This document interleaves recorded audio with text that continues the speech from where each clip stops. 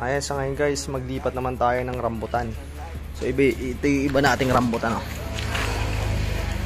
Okay, so higit 10 to. Magta-transplant tayo. So galing nga pala to sa may mga paso-paso lang na gano'n, mga tumubo-tubo, mga pinagkainan. So ngayon nililipat natin siya. Binunot ko lang, pero malambot naman eh, mabubuhay to. Okay, babaltaan ko kayo kung mabubuhay ba natin o hindi. So maganda yung panahon ngayon kasi may bagyo ngayon eh, napaparating naman sana malakas. So maganda magtanim ngayon. Ayan, so andito na tayo. Okay, ito yung mga last time na tinanim natin mga avocado. So dito sa may ko na to, sa diretso natin, dito natin ilalagay yung isang hanay na avocado. Doon naman sa may kabilang hanay, sa kabilang bakod, puro rambutan naman ang itatanim natin. So ayun yung ginagawa nating kubo. Nakatayo na yung alige. Sinemento natin noong nakaraang araw yung pundasyon niya. Okay, so ayun, may 14 tayo na seedlings ng rambutan. So mag-ukay lang tayo na parang ganito. May tinanim ko isa dito, avocado. So bakit malalim? Okay, para naipunan siya ng tubig para pagdating ng tag-araw madali siyang diligan. Pag diniligan natin, naiipon lang sa isang parte yung tubig, hindi siya kung saan tumatapon, para mainom talaga ng halaman natin. Okay, mag-ukay na tayo. Let's go. So ayun na nga guys, tapos na tayong mag-ukay. So naka 14 na tayo ng ukay. Ayan, so tinabi ko siya sa kubo natin. Tinabi ko siya sa ating mga malunggay. Ito yung mga malunggay natin. Tapos na siya. So ito kasi yung magiging silbing bakod natin, yung ating malunggay, yung tinanim natin last time. So dito ko lang din siya nitabi. So para yung kabilang bakod sa may kabila, avocado naman, dito puro rambutan. Okay, so ang gagawin natin, isa-isa na lalagay na natin isa-isa sa kanyang lalagyan. Okay, para mabilis magtanim kasi nakakota yun, nakaayos na ba. Madali mag-ukay dito ngayon kasi laging umuulan eh, saka tagulan, may bagyo. Yan, so sana magtanim natin dito. Balitaan ko kayo kapag nabuhay natin lahat.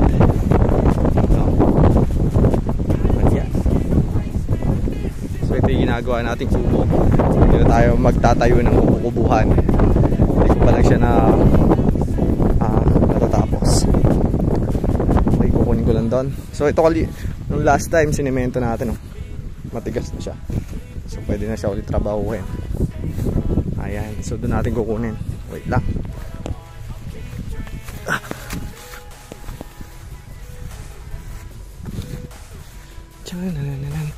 So ito dito sa may bakod naman na to. Doon kasi wala pa tayo nabibiling ko eh. Hindi pa tayo nakakabili ng ganito. Bakod.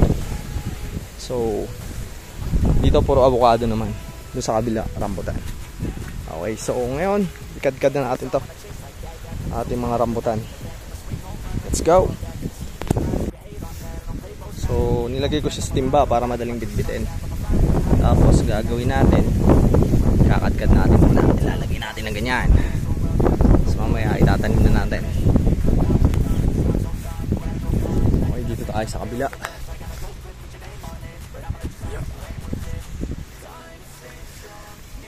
Yeah, nilagyan ko siya ng tubig para medyo basa. Ayan.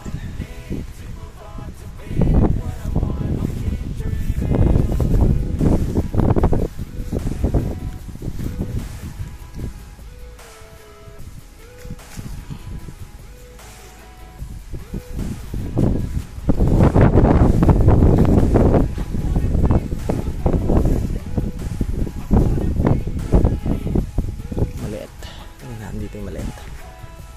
Natin tayo. Yeah.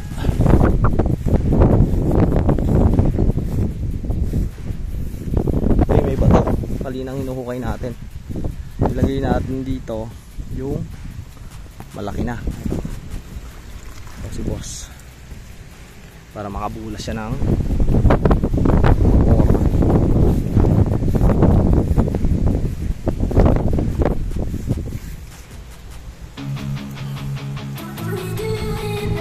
Yan.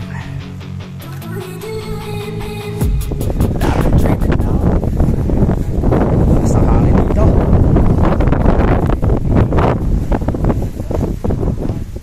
Oops.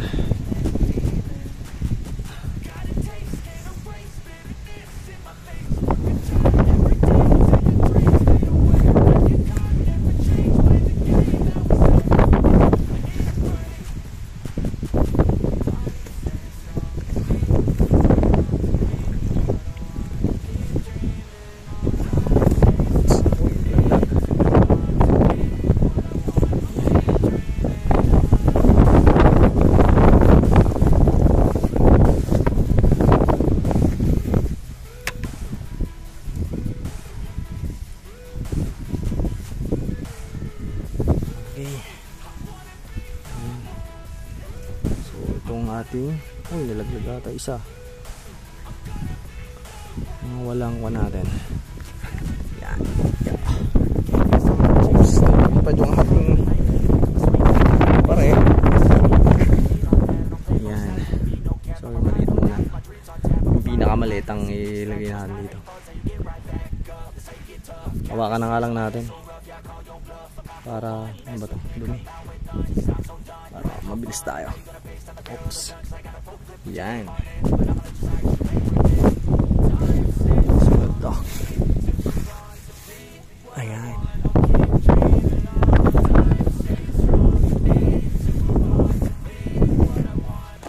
Sakto.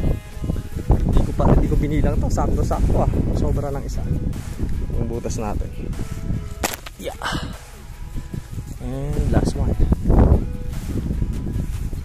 Sakto. Ayan. So ngayon magtanim na tayo. Diretso na natin, tanim. Okay, tatabunan lang natin yan syempre. So mamaya didiligan natin to para buhay siya. Ito yung kagandahan ng ganito eh. Pag malalim yung kuha natin, yung tanim, naipunan siya at the same time medyo malamig yung paligid niya kahit bagong tanim siya, diba? Ayan, ito tabunan natin konti, tapos gitna lang natin. Oops.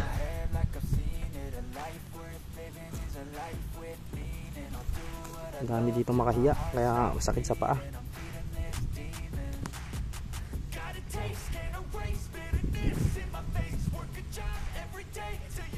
Tignan natin yung kanyang puno. Yan. Next. Malit lang. Oops. Kaya nang lakit-lakit.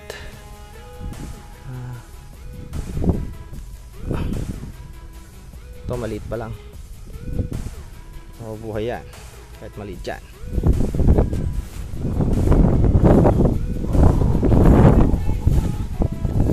Next.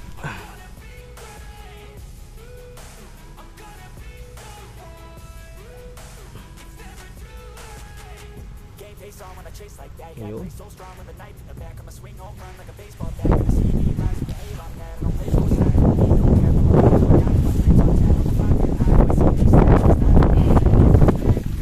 Lakas ng hangin.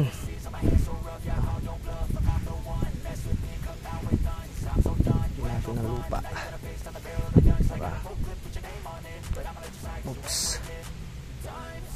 Makakapit siya kaagad. Yun.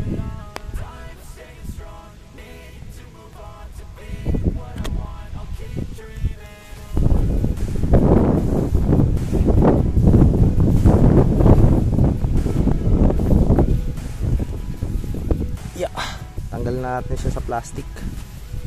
Ayan. natin ilagay yung ano pala na to, yung pinaka laman ng plastic. Siya pa yan, pataba. Okay, lagyan lang natin ng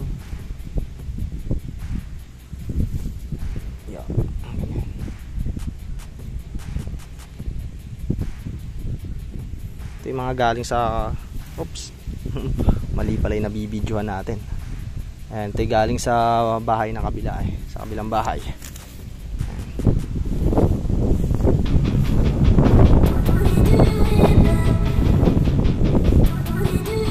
Siya ito mga ball.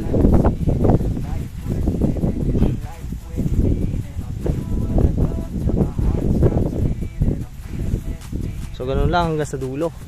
So cut mo na ito para hindi tayo masyadong mahaba. Pakita ko na sa inyo mamaya kapag magdidilig na lang tayo. Okay, let's go. So ayun na nga, tapos na tayo. Nagigib na tayo ng tubig. Ayan, so para magdilig, babasahin lang natin yung pinakapuno niya. Dami langgam. Ayun para kumapit yung ugat sa lupa. Okay, goods na yun. At malapit ng umulan, umaambon-ambon na. Dami langgam.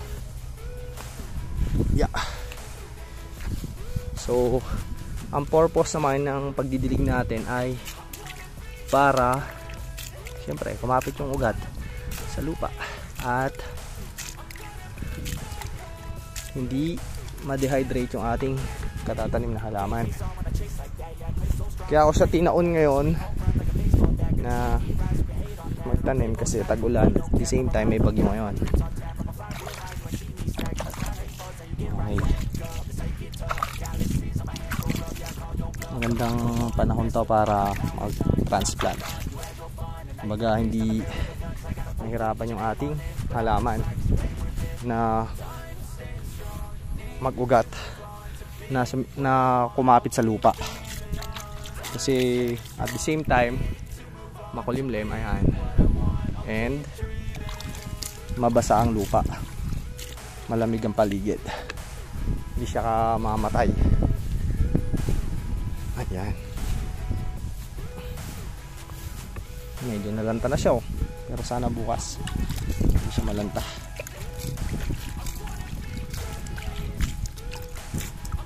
Para na yan.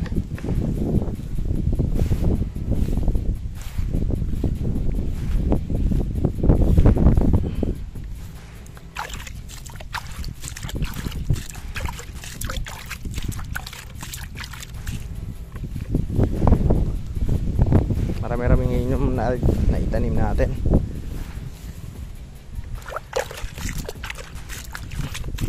Gusto nyo lumaki para makatingin kami ng bunga nyo. Sarap kaya ang rambutan. Panahon ngayon ng rambutan Kaya ito ang naisip kong itanim kasi masarap siya, tamis, nakakakuan sa tingin,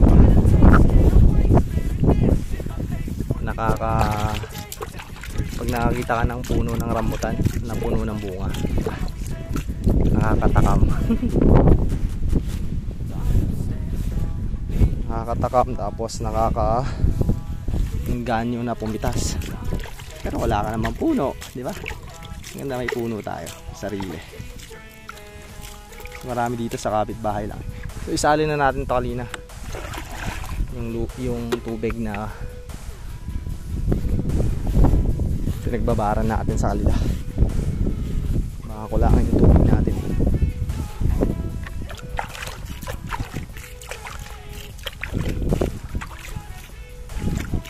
Yan. Last 3. Tatlo na lang.